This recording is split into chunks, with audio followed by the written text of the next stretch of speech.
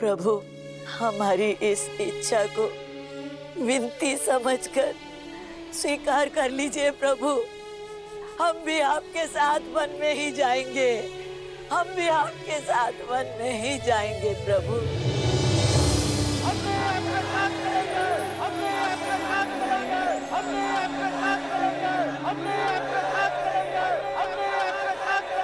हे महादेव, कृपा करें कि प्रजा के प्रेम से कुमार राम का निर्णय बदल जाए।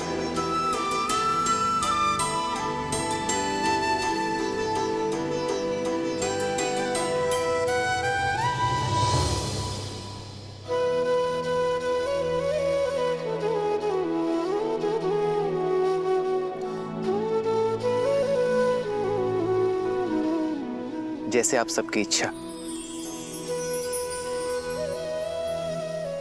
आप सभी मेरे साथ रहे, किंतु संध्या होने को है। हम सब आज रात्रि यहाँ तमसा नदी के तट पर विश्राम करेंगे। सही न सके रघुबर चल लोग सब व्याकुल भागी।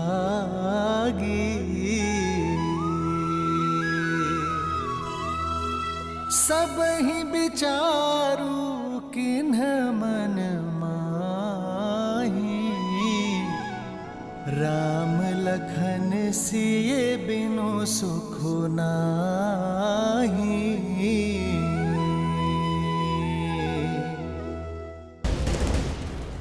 महाबली मेघनाथ की, महाबली मेघनाथ की, महाबली मेघनाथ की, महाबली मेघनाथ की, महाबली मेघनाथ की, महाबली मेघनाथ की।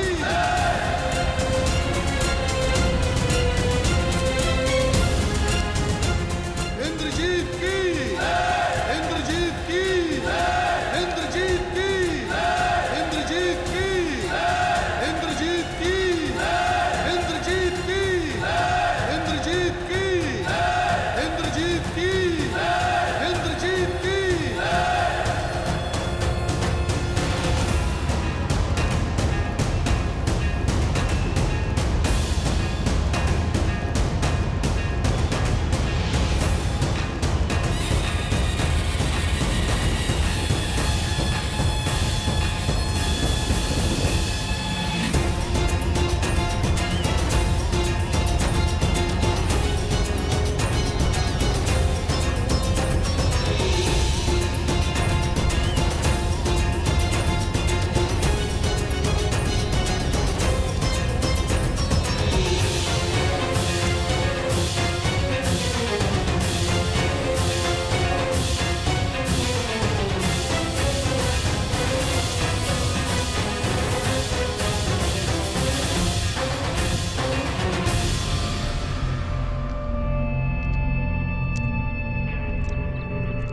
माता,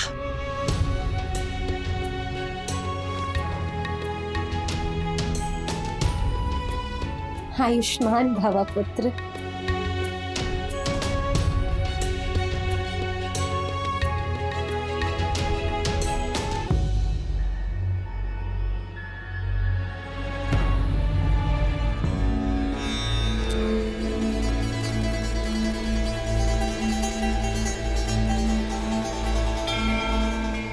मेघनाथ, पिताश्री।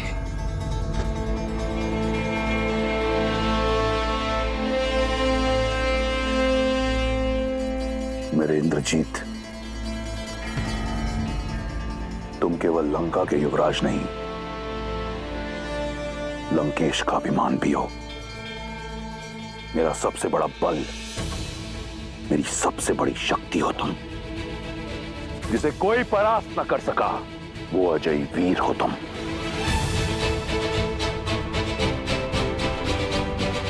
आपने स्मरण किया पिताश्री, बताइए वो कौन सी समस्या है जो आपको विचलित कर रही है?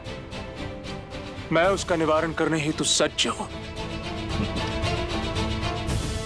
इस संसार में ऐसी कोई समस्या नहीं जो तुम्हारे पिता रावण को विचलित कर सके। परंतु तुम जानना ही चाहते हो तो सुनो, एक छोटा सा कांटा है, विद्रोह की एक चिंगारी जो अग्नि कुंड बन लंका को भस्म कर सकती है, उसे बुझाना है। किसने किया ये दुस्साहस पिताश्री? विद्युत जीवा। मैं, केवल मैं इस स्वर्ण सिंहासन योग्य हूं। काल के बंदी बना लो इसे।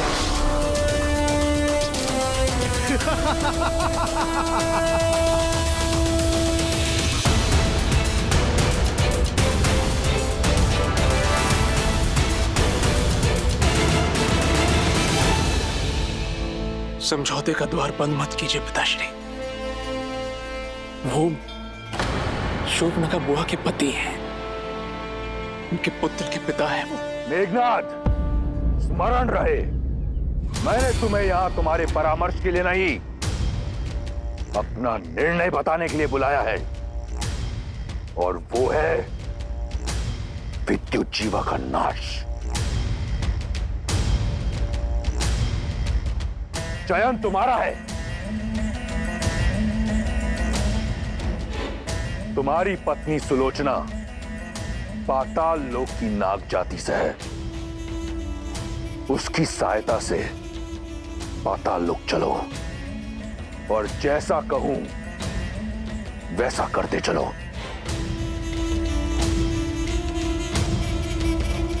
पाताल के कुछ नियम हैं लंकेश, उन्हें तोड़ना मृत्यु को ललकारना है, जानते हैं ना आप?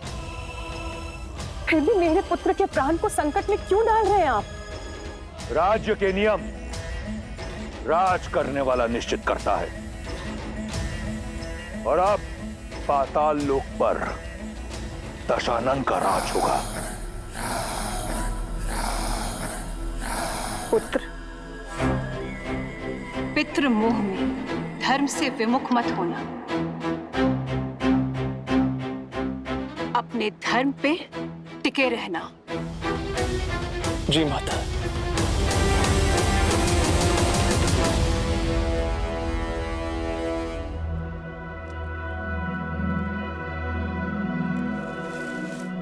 भैया, मुझे नहीं लगता हमारी प्रजा हमें छोड़ेगी।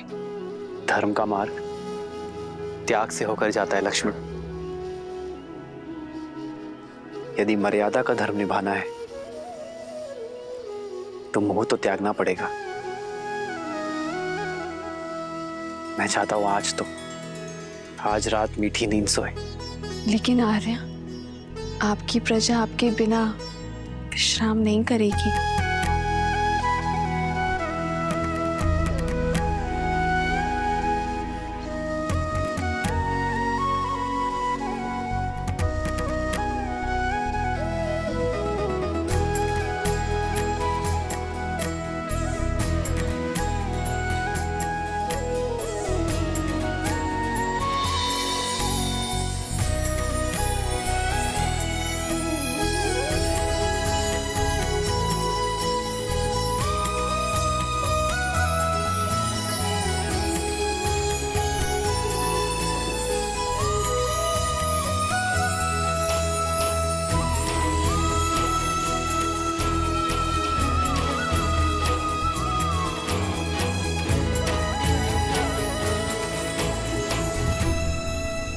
इस वनवास में मेरा उत्तरदायित्व तो होगा कि मैं दिन रात अपने भैया और भाभी की सेवा कर सकूं। मुझे दिन रात जागना है, अपने भैया और भाभी की सेवा में स्वयं को न्यौछावर कर देना है।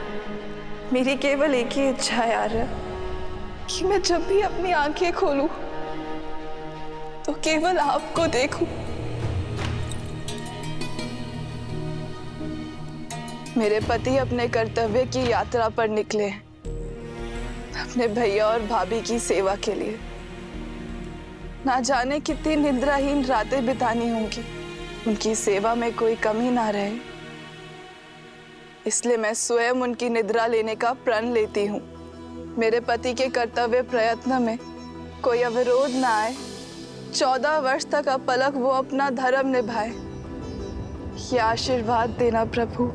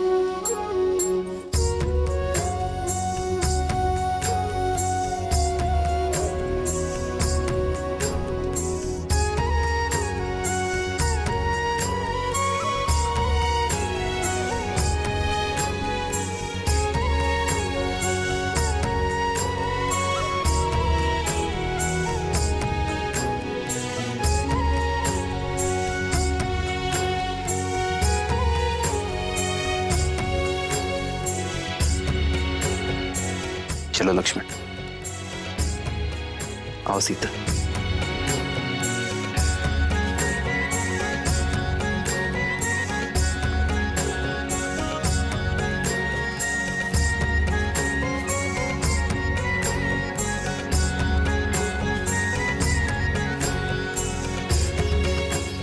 अमत्य, बिना किसी आहट के आप रथ को अयोध्या की सीमा के उस पार श्रृंगवेरपुर की ओर ले चलिए। हम कुछ देर आपके पीछे चलेंगे ताकि किसी भी ध्वनि से प्रजाजन की नींद ना टूटे, अन्यथा ये लोग हमें कभी जाने नहीं देंगे। ये सब आपकी प्रजा है कुमार राम, जो मन से आपको राजा स्वीकार कर चुकी है, अपना सर्वस्व मान चुकी है। कितने प्रेम से आप पर विश्वास करके सोए हुए इन्हें इस प्रकार छोड़कर जाना, इनके साथ छल होगा। 14 वर्ष का वनवास मुझे मिला है अमत्य, अयोध्या की प्रजा को नहीं। यदि इन्होंने मुझे राजा माना है तो राजा के निर्णय को भी स्वीकार करना होगा।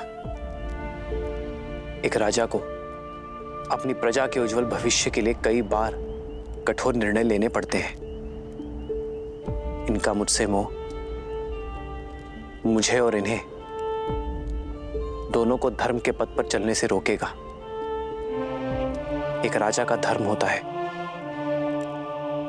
कि वो अपनी प्रजा को हर भाव से मुक्त करे जिससे उन्हें हानि हो, जिससे उनका भविष्य बिगड़े। इसलिए इनके मोह से इन्हें मुझे मुक्त करना होगा।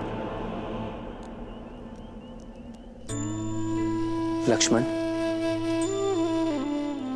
सीता, हमें इन्हें भी प्रणाम करना चाहिए। ये साधारण मनुष्य नहीं रहे। इनका हमारे प्रति निश्चल प्रेम और अपार स्नेह इन्हें देवतुल्य बनाता है।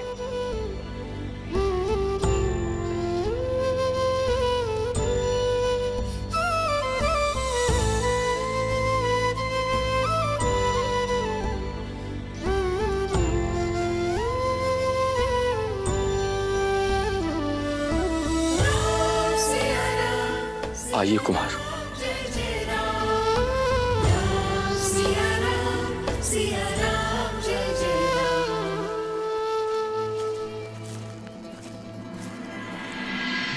कितनी विचित्र बात है ना देवी। एक और हैं दशरथ नंदन राम, जिन्होंने अपने पिता के वचन की लाज रखने के लिए, धर्म की रक्षा के लिए अपना सब कुछ त्याग दिया। वहीं दूसरी ओर है विश्रवा पुत्र लंकापति रावण, जिसने स्वयं अपने ही पुत्र को अधर्म के मार्ग की ओर अग्रसर कर दिया। जहां श्री राम सब कुछ त्याग सकते थे, परंतु मर्यादा, नैतिकता और धर्म परायणता नहीं, वहीं दूसरी ओर रावण का पुत्र मेघनाद मर्यादा, धर्म और नैतिकता की हर सीमा को लांघकर पितृभक्ति में दृष्टिहीन हो चुका था।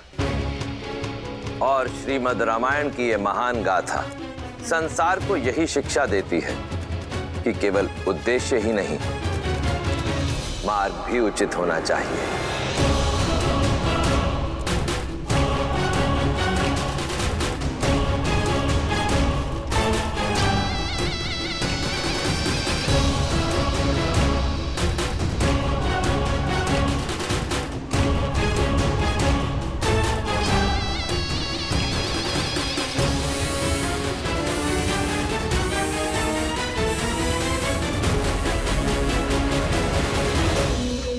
मेरी प्रिय पत्नी, मेरी अर्धांगिनी, कहां हो तुम? सुलोचना, सुलोचना,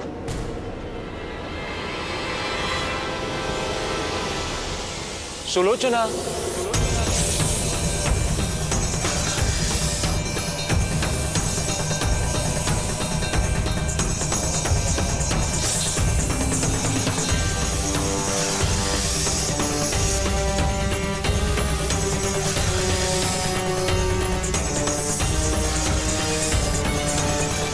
सुलोचना,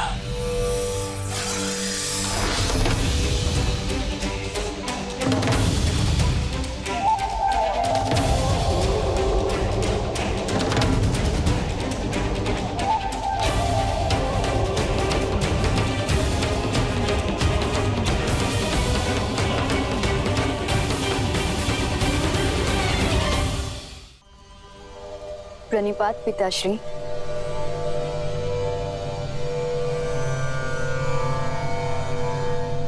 मैं कब से आपकी प्रतीक्षा कर रही थी, अब समय मिला आपको।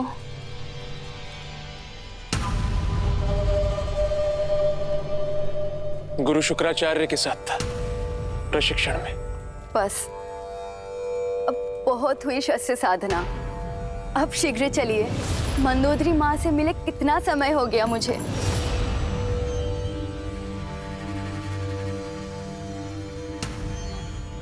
आप मुझे लंका ले जाने आए हैं ना? नहीं सुलोचना, मैं एक विनती लेकर आया। आप आदेश दीजिए स्वामी। हमें पाताल लोक ले चलो।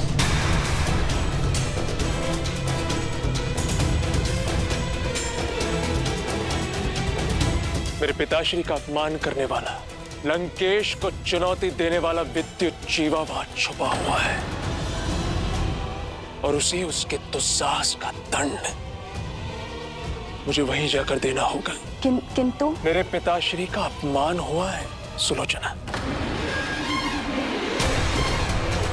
मेरे परिवार का मान घटा है।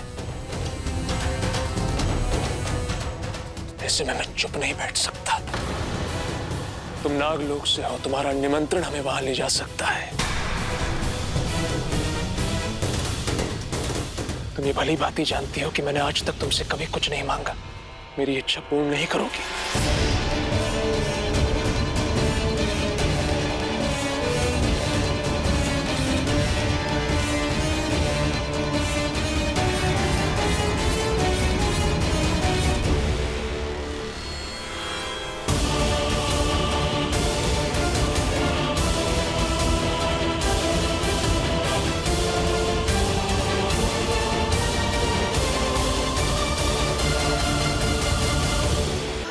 यहाँ रथ रोकिए अमात्य।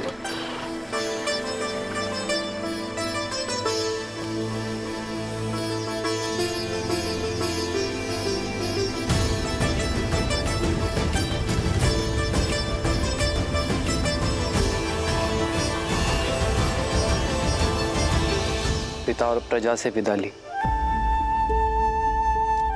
3 माताओं से विदा ली, अब अपनी मातृभूमि से भी विदा ले लेता हूं।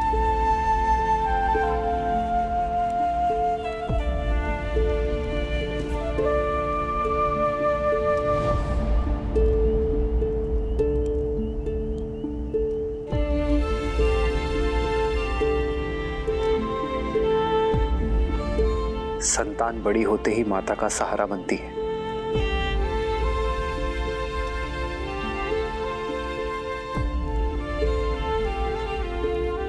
मुझे क्षमा करना मां, जब आपकी सेवा करने का समय आया तो मुझे जाना पड़ रहा है, पर मैं आपको वचन देता हूं, इन 14 वर्षों का हर एक पल मैं यही सोचूंगा कि लौटकर आपका ऋण कैसे चुकाऊं। पहले अपना वचन निभा लूं, फिर मातृभूमि का ऋण भी चुकाऊंगा।